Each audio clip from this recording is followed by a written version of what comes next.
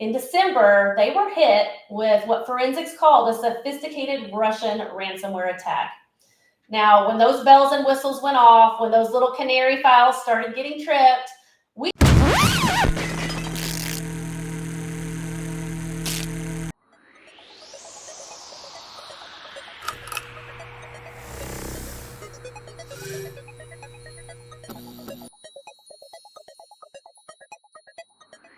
Welcome, everyone, to this episode of Cyber Confidential. This is part of our Riches in the Niches mini-series. On this episode, I'm pleased to welcome Melanie Padron from IT ArchiTeks. Melanie, welcome to the show. Hi, Max. Thanks so much for having me on. Okay, this is going to be a fun one. We've recently started this Riches in the Niches mini-series. We've done some manufacturing episode already, but this week we're diving deep into trucking and logistics. So give us your origin story. IT ArchiTeks loves the trucking industry. Tell us how you got into it and how the company got into the niche. Yeah, so IT ArchiTeks, our founder, our main owner of the company, he was an IT director for a logistics company back in the day. And then our minority owner has been a fractional CTO for a trucking company. Me personally, my uncle was an owner-operator, so I grew up listening to my family tell stories about how he and my aunt would travel across the United States making deliveries of all kinds. So I think we all just kind of have a heart for trucking because we have a background in it. My parents also owned a chain of convenience stores, so I grew up just with such an appreciation for watching the truckers come in and out, filling up our fuel tanks, keeping our shelves stocked with all of the goods that we're used to having at our fingertips. And of course, today, I think we all probably order from Amazon weekly, if not daily. I do at least. Daily. I order daily. Yeah, it's the backbone of our economy. And over the years, IT ArchiTeks has helped several companies recover from ransomware attacks and even help defend against and prevent ransomware attacks from happening. So over the years, it's just kind of developed into this vertical that we have not only a passion for, but we've also helped. We have some real experience here now as well. Yeah, that hands-on, authentic relation to the niche is what really makes it feel genuine when you're talking to clients and prospects. Because anyone can say, I specialize in trucking, but when the team can say, I used to work at a trucking company and I know what worked there, and now I'm trying to help you do the same thing, that comes off very authentic to the audience. Absolutely. Yeah. And when we talk to trucking companies, I like to say we've learned some real lessons, even in just past recent years. And, I just want to share that information with them. Of course, I'm so interested in hearing more about their story as well, but I feel like we have some real lessons that can help the industry. Totally. To paint the picture, what does a trucking company look like from your lens? Well, of course, you have the truckers out, delivering all the goods. Sometimes they're owner-operators that contract with the trucking companies, but, sometimes they work for the trucking companies. You've got the dispatchers in the office. You've got the executive management team, which is who I deal a lot with. So, you just have a lot of different moving parts. You have the logistics companies sometimes that they partner with to help make sure all the deliveries are getting made where they're supposed to. So I have a personal friend who owns a logistics company. At least that's what it says on the website. And I've been to the facility. So this is where the picture I'm trying to tie to. It's a huge warehouse. Yes. And they have warehouse staff and front office staff. I don't know if they employ drivers or if those are independent contractors. What's the typical setup? I think it's a little of both. A lot of companies will own their own trucking fleet. So there's always that, setup. But also there's a lot of owner operators that work with trucking companies as well. But typically my customers all have their own fleet of trucks. Okay, so your typical customer would be a logistics company with a giant warehouse that's like the distribution center. Clients of theirs are sending product and then organizing the delivery through some sort of management system, and their fleet of drivers will take the crates, put them on the truck, and deliver to wherever the contracted location is. Yes, exactly. Okay, what's that software system, trucking management system? What's that? Tell us about that. Well, they do use TMS software, and I'm not a technical person, so I'm not going to totally get into that. But knowing how the TMS software works, knowing about all the different APIs that they use. API security and vulnerabilities are a big issue right now in the trucking industry. So just understanding what should be accessing the system, how it should be accessing the system, how much of the environment it should be accessing. Those are all really important issues right now. And just having my team has that understanding and that just the understanding of how all those things work together. And because of that, they're able to pick up on a lot of different areas where those APIs could be introducing vulnerabilities into the trucking company. When you say vulnerabilities, what's an example? So like some third party is connecting to the trucking management system. Mm-hmm. Is that what you mean? Yeah. So I like to think of APIs as, because I'm a non-technical girl. I don't do geek speak. So if you think of an API kind of as the drive-through at a restaurant. So you pull up to the drive-through window, you do business with the organization, you send money, you receive goods, but you never go inside that actual business. But that drive-through window is the API. It's the vulnerability. If it's not secured properly, then that introduces vulnerabilities into the company. And trucking companies use dozens, maybe hundreds of APIs. So even just having an inventory list of every API that's used sometimes can be challenging, let alone knowing how those APIs are accessing your system, how much of your system they're accessing. Is there any data leakage? Are they giving away a little bit too much of the information they're accessing? It's a really important topic right now for the industry. Mm-hmm. This is similar to something that may be more familiar to small business owners, which would be like auditing Microsoft 365 to see who has administrative rights. It's the same type of privileged access management type of best practice here. In 365, you're talking about people with their email accounts or like their office logins with admin access that shouldn't have it. In this case, this would be like a digital connection. That's what, a headless, humanless digital connection, which is your API connection, but still could have write access to something in the trucking management system that you don't want to, or is like legacy from 10 years ago that no one turned off. That's probably very commonplace too. Yep, how does your team hunt through the system and find all these? That's a great question. I just think that's part. So we start with a risk assessment, a thorough risk assessment. And I don't mean just like an overview. I mean, we really go in and we evaluate 4 core areas: people, applications, systems and data, technology and data. And so we do go in and look at all those connection points. We look at who has access. I'll tell you, a lot of times we find pages of people, employees that have administrative access to the systems. And, that's just way too much. You don't need that many. You just need a couple of core people who really need that administrative access. We go in and look at all the applications a trucking company is using. A lot of times what we have found is that applications haven't been patched for years. And we first of all, I'll say we love to work alongside other IT departments, but IT and security are 2 separate and distinct specialties. So your IT department, it's operational, it's making sure your applications are, working. But then we go in and we look, when was the last time you patched those applications? More often than not, we will find applications that haven't been patched for years. And that just creates huge vulnerabilities in a trucking company. Mm-hmm. Give us, like, name drop some of these TMS systems so that we can all get up to speed with you. I haven't heard of any. I like talking about the line of business applications for the niches, because that's an important part of like actually appreciating what this niche does every day of their life. So tell us some of the popular ones that you interact with. Oh, God. Well, now you're asking technical questions. So, Trimble has their own set of TMS software. McLeod has their own set. I don't get too much into it past that. Mm-hmm. All right. When I think COVID taught everyone how important just-in-time delivery was with logistics. When we're 5 years away from that, geez, time flies. How do you think that impacts the logistics companies' importance of resiliency?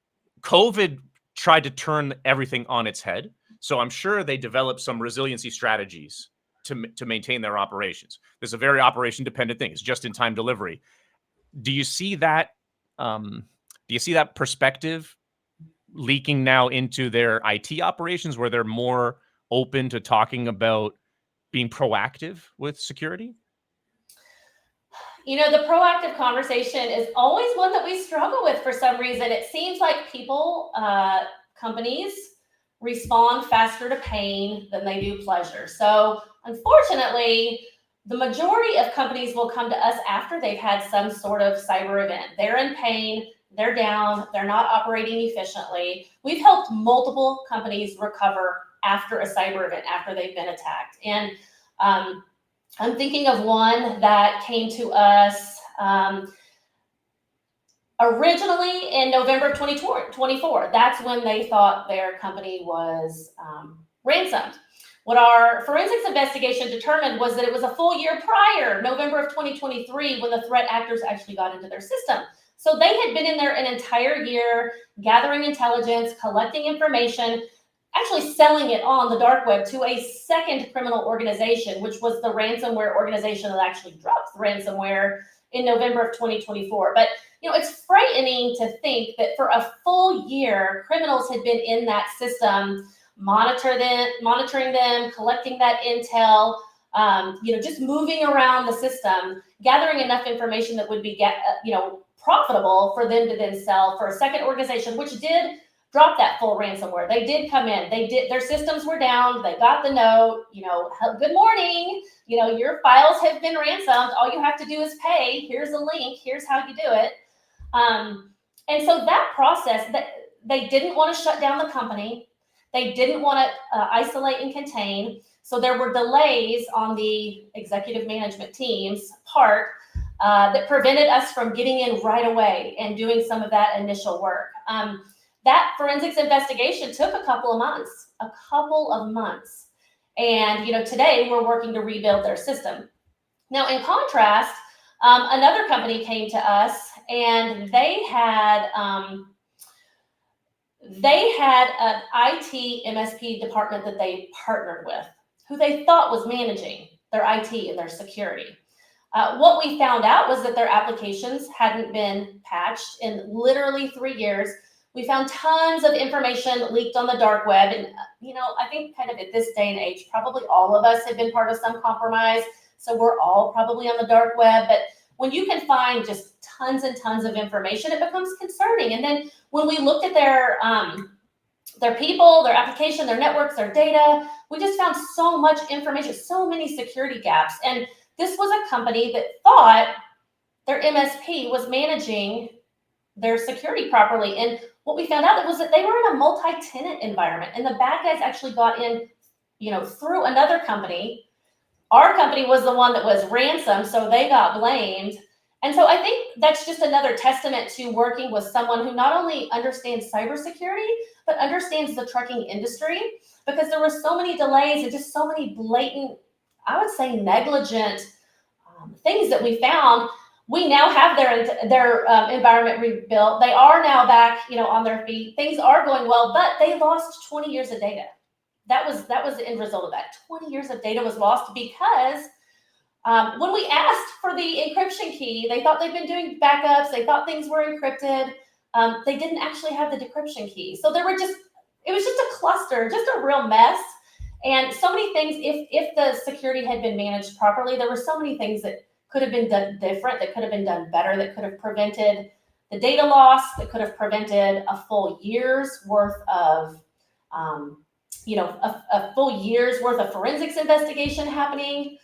I just think that managing the IT properly, the security properly, is so important. And when IT and security work together, I think like some magic happens when everybody's working together and operating within their own strength.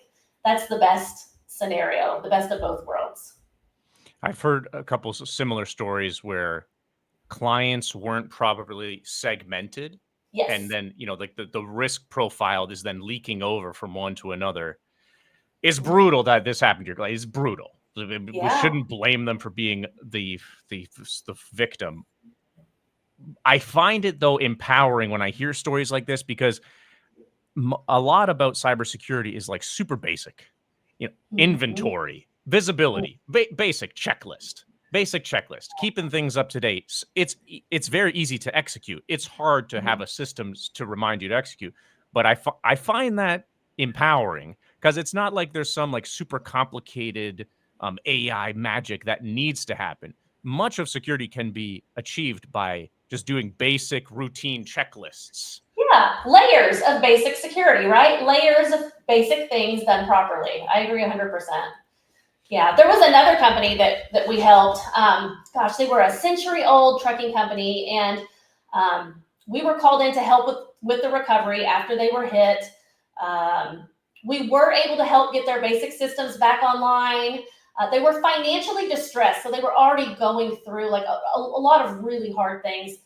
They were able to continue on for about a year, but eventually went out of business, which it's just so sad. It's not okay. You know, this is an industry that we're a veteran-owned company too, so we just believe so much in supporting this specific industry that just helps keep our country running. And, you know, to have that story of a 95-year-old trucking company going out of business, it's just heartbreaking. And so when a customer does come to us and does take our recommendations, it's amazing the difference that makes. So when I came on a couple of years ago, one of the first things we did was upgrade one of our existing trucking companies to our full enterprise cybersecurity.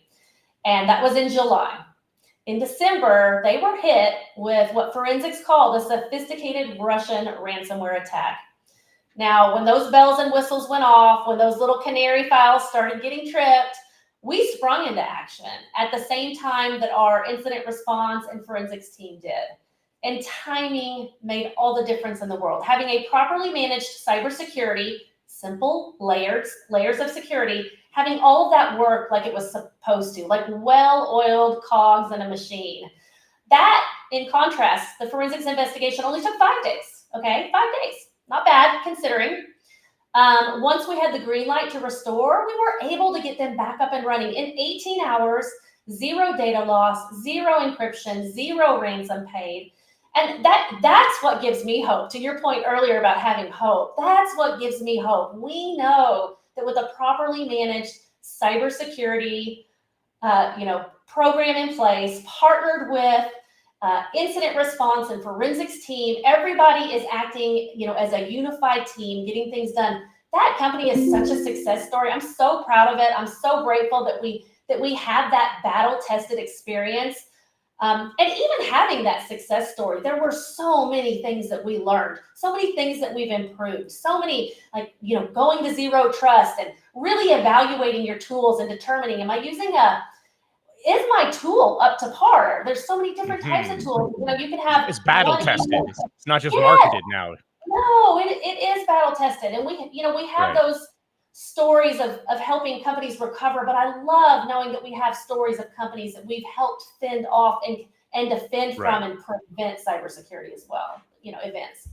Do you see that helping your initial conversations with prospects? Like I talk to a lot of MSPs. When I say, who makes a good client for you, a lot of people say someone that has had an incident. Yeah, okay. That obviously will motivate them. But let's talk about the other 90% of the market that hasn't been a victim of crime yet. Mm-hmm.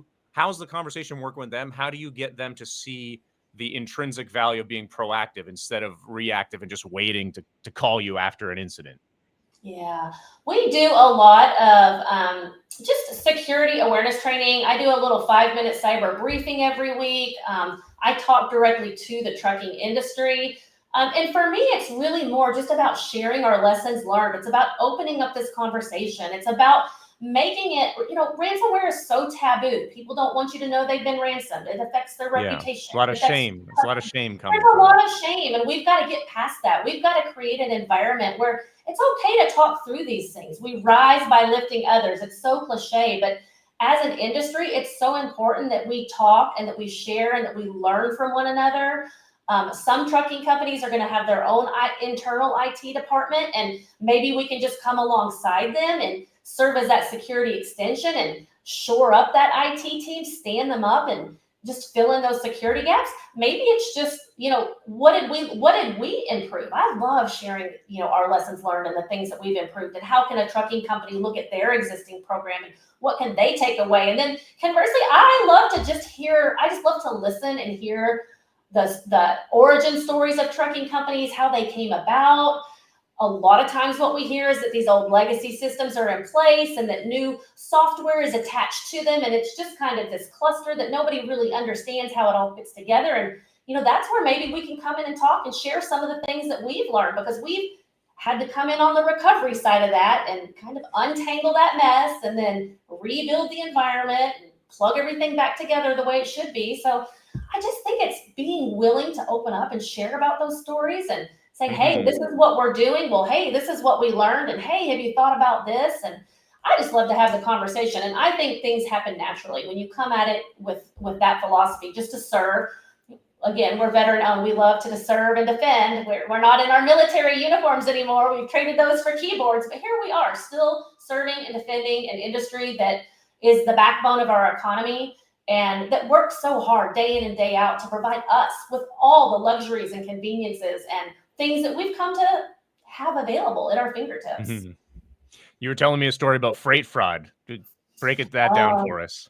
That's another big issue right now is freight fraud. So what the criminals have discovered is that they can come in and pose as a logistics company, like a middleman. So you have your manufacturer and your warehouse, and you have the trucking company that makes the deliveries. And most of the time, both the manufacturer and the trucking company have no idea that they're dealing with a criminal organization, but their criminals are coming in and posing as logistics companies, and then they're rerouting deliveries to places that they shouldn't go. And it's not until the person who was supposed to receive the deliveries calls the trucking company and says, hey, where's my delivery? And the trucking company says, well, hey, I delivered it. And it's that logistics company that the criminals are impersonating that's now, making such a big impact on the industry.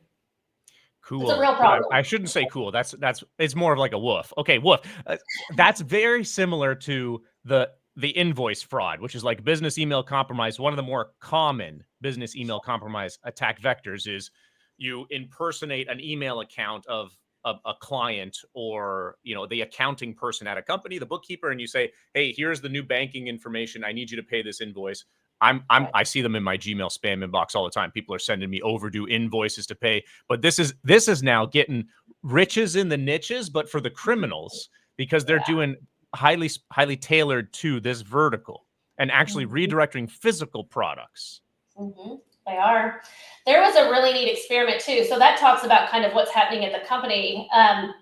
The NMFTA, the National Motor Freight Traffic Association, just the premier cybersecurity organization within the trucking and logistics industry. And they did an experiment at one of their conferences last year where even the trucks themselves are now their mobile offices, and they use so many IoT devices. And the criminals were able to, they did an experiment that showed how the criminals can actually remote into the trucks themselves using something as simple as an antenna and take over some of the electronics within the truck, and even take over the truck. So, whether you're talking about cybersecurity for the company, whether you're talking about cybersecurity for the trucks, criminals are definitely targeting this industry. What's the motivation there? Like, I'm just trying to put myself in the feet of the criminal, in the shoes of the criminal. If I got a truckload of like microwaves, that's hard to move, and you're going to lose a huge part of the, like in laundering microwaves, you're going to lose a huge part of their value. Do you see this common where they're doing the freight fraud and trying to steal a whole truckload? Yeah, no, it's a topic of conversation. It's definitely an issue. It's something that I don't have a whole lot of experience with because we typically help on the company side. But I'm just saying, like the criminals are targeting this industry, because they'll ransom a company, they'll hijack a truck. They don't care. They're just they're taking advantage of the opportunity where they see it. And I could see this also part of, I don't know if this is going to happen, and if a criminal's listening to this, don't take this as advice, but I could see this as part of a ransom operation, because you could start redirecting deliveries and then contact the company and say, I have the ability to redirect your deliveries. I will keep harassing you unless you pay this ransom. I have seen cases of that where marine ships, like the merchant companies, have been abused and their vessels have been attacked, and then the merchant company has been ransomed, and the pirates will say, we'll stop harassing your ships if you pay the ransom. So I can see the overlay there. Yeah, it's frightening, and I think a lot of it is just a test to see how much they can gain access to, and you know, a lot of times when they gain access to the systems, they don't do anything right away. They sit in there and they learn. It's a fact finding mission, and they're Right. learning and they're taking Reconnaissance. They're conducting reconnaissance. absolutely reconnaissance, and then they're taking that and they're deciding when that opportune time is, when that most vulnerable time is. They're in those systems looking at, do you have a cyber liability policy? How much can I ask for in ransom? They know a lot about your finances, your records, your bank account, your liability policies. They know how much to ask for and how hard they can push you when they've been in the system In for your a while. early example, where the client was initially exposed in 2023 and this took a whole year, the initial access broker, like the Yes. merchant in this merchant in charge of this part, that's one of the key tenets of their reconnaissance is finding cybersecurity liability insurance policies, because then they list that in their sale of this access to whoever's going to drop the payload. With that being said, how do you see the conversations going around cyber insurance with the trucking companies? Has that become a very popular topic? Because some industries are lagging behind, others are more apt to get involved. Yeah. Well, interestingly, I spent 20 years in insurance helping businesses recover from loss. Now I'm doing something I think is even better, which is helping to prevent them in the first place with proactive cybersecurity. So I do always have the conversation about proactive security, reactive insurance, two pieces of a protection puzzle that every business needs. And I think as time goes on, you're going to see more regulation and more motivation from a compliance standpoint. But right now, there's a lot of companies out there deciding, I'm not going to pay a premium for insurance, a very high premium for insurance. I'm going to self-retain that, which is, it's a gamble. Insurance is a gamble. And if a trucking company is a big risk taker and they want to retain that risk, that's up to them. I will tell you the good news isn't always when I'll give you a really good example. The trucking company that we prevented their ransomware attack, last year, before it was all closed out, we shopped their insurance through a cyber liability specialist that had access to many, many cyber liability companies. The premium was $24,000. Since implementing our full cybersecurity, that's I'd have to rattle off like $1 million. That sounds reasonable. Yeah, sounds reasonable. Now with our full cybersecurity stack in place, enterprise-wide, hooked into the incident response and forensics company, their insurance premium is $2,400. I had to do a double check. I had to go back and I say, listen, here's the original policy, here's your policy, apples to apples. We got to combine this or compare this. I have to know that everything that I need them to have from last year is what you're providing. And it was. I mean, my mouth hit the ground. We still can't believe what a difference in insurance premium is. So what was the big mover there for the underwriter to cut it by 90%? Yeah, no, I asked the same question. I said, I want to guarantee it's apple to apples. They did. Number one, it's because of the quality of our tools. We're using top tier tools, zero trust, just really, really good. And we're directly connected and partnered with that forensics company. And we have their, cybersecurity behind us. When an incident happens, there is most MSPs or IT guys or companies would have to go engage a forensics company. They'd have to go find one. They'd have to engage one. Sure. This takes hours. It takes days. It takes weeks. That doesn't happen with us. It's all set up. So we spring into action immediately. Literally, the moment a red flag goes off, we are all acting as a unified team. Recovery, incident response, forensics, everybody's working together. And because our stack is such high quality, that's what the insurance company came back with as a premium. That's a good lead to the conversation with any new prospect, is just that equation. Like, if you want to get insurance, which is a reasonable business thing that many business owners will consider, you're either talking about 24 grand or 2,400. It's a huge difference. It was same coverages. You said a couple of minutes ago that like some trucking companies are just carrying the risk themselves and bankrolling their own recovery. Yeah. Who's doing that? Like $24,000, even as an annual premium. I mean, that does sound reasonable to a logistics company to me, because I've heard what other people are paying. But who would want to carry the risk of like $1 million to $2 million of recovery fees instead of paying $24,000. That math doesn't work out. More than you would think. Number one, they don't have the proper security. A lot of them, in some cases, don't have the proper security in place to even qualify for insurance. Okay. So to qualify for insurance, you have to, it used to be real easy. It used to be a little one-page insurance application. Do you have MFA? Yes or no? Now it's like 5 questions. Do you have MFA here? Do you have it there? Do you have it on your email? Do you have it on your admin accounts? Same with encryption. It used to just be one question. Is your data encrypted? Now it's, is your data encrypted in rest? Is it encrypted in motion? Right. Is it encrypted here and there? It's the application for insurance now is pages and pages long. And if just one of those questions is answered incorrectly, come claim time, that's going to be cause for denial of claim. It's really, really important. Like as the MSP, we don't fill out the application for our clients, but we fill out the application with our clients. At the end of the day, it's their attestation that this is what they have in place.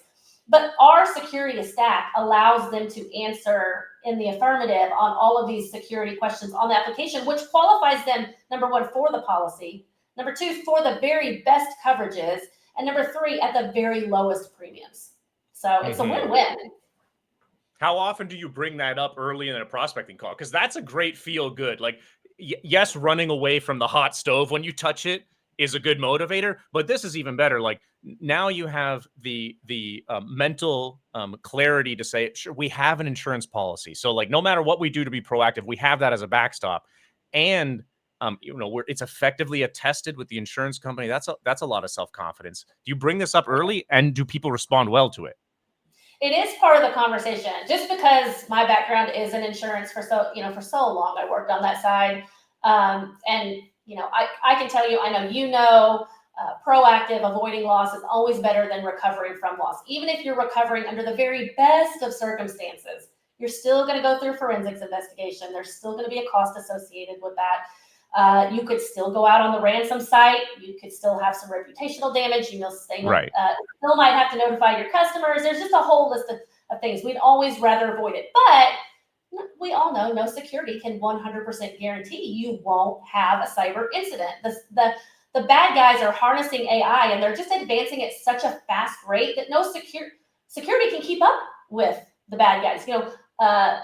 The bad guys do something, and then a tool is released that tries to track that and pick up on that as quickly as possible. It's a matter of timing. So yeah, we do talk about that early in the conversation. We talk about that during our risk assessment when we're uncovering the vulnerabilities and security gaps. We're of course talking about insurance. Here are all your security gaps. How do we want to prioritize those? What do we want to attack first? And then, insurance is a part of that conversation, because you have to have the proactive and you have to have the reactive. For maximum protection. Yeah. Okay, let's wrap this mini series on riches and the niches up, because I want to ask you a couple questions. Okay. I firmly believe that niching down is a great idea, because the better you can know your client's problems, the better service provider you can be. Like if you know their life intimately, you can foresee their problems and help them solve them before they become an issue. And I think it helps you be a stronger salesperson, because the better you know their problems, the better you can help them uncover them and solve them. And that's what sales is solving people's problems in exchange for money. Yeah. When I talk to other MSPs about trying to niche down, some of the objections that I hear is that, well, the trucking industry is too small in my area. The pool of prospects is too small. Do you feel that? Yes or no? And like, how do you engage with that? By niching down, you're reducing the pool of addressable market totally. Where's your radar on this? I don't think that's a problem, because we're not limited by just our local community. I mean, I feel passionate about my local community. I'm a networking ambassador at my local chamber of commerce. I serve and educate my local community all the time, but who's limited by their local community? I'm in Dallas. We have a location in Houston. Those are big trucking area hubs, but when we go to industry conferences every year, I do a lot of in-person. That's how I like to sell, is by meeting people in person, developing those relationships, building that kind of know, like, and trust factor. But our companies, our customers are over the entire United States, from you're going nationwide, from coast to coast. And specifically here in the, the middle of the country in Texas, because this is where we're located, but we have clients literally from the West Coast to the East Coast. So I don't find that is an issue at all. Good. So you would say, like, tell me, pulse check. Yeah. Was this the right idea, niching down to the logistics industry? Are you going to continue on this strategy? And what would you do differently if you had to make a new choice now? I think it is. I think we made the right choice. 100%. I will say that we made the right choice. Now, there are so many other complementary industries, like the trucking. If we want to branch out, which we talk about, there's oil and gas, there's construction, there's a whole just plethora of complementary industries that, in fact, if you want to talk about micro niche, we have a lot of fuel haulers within our trucking industry client base. So fuel haulers and oil and gas, I mean, it just makes sense that you learn more about those industries, and then, like you said, what their problems are. You're able to help them predict and foresee what issues might be before, when I ask, what are your growth plans for the next 3 years? Or what are your technology plans for the next year? We can help them identify obstacles and bottlenecks and issues that they might not even see. And that's, when we come alongside them as a strategic partner and as a technology advisor, those are conversations that we're having on a quarterly, monthly basis as we have touch point meetings. What's going on with your technology? What are your biggest headaches? What do you wish worked better? What is not working for you? And then what are your plans for the upcoming quarter? What are your plans for the upcoming year? Let's talk about how technology can help you do more faster, grow better, grow bigger. Those are all conversations that we're having. Yeah. And you're much more prepared to have these conversations, because this is not the first time you're talking to a trucking company. Like, you've asked those same questions and dealt with the responses for 50 other businesses that are very similar to them.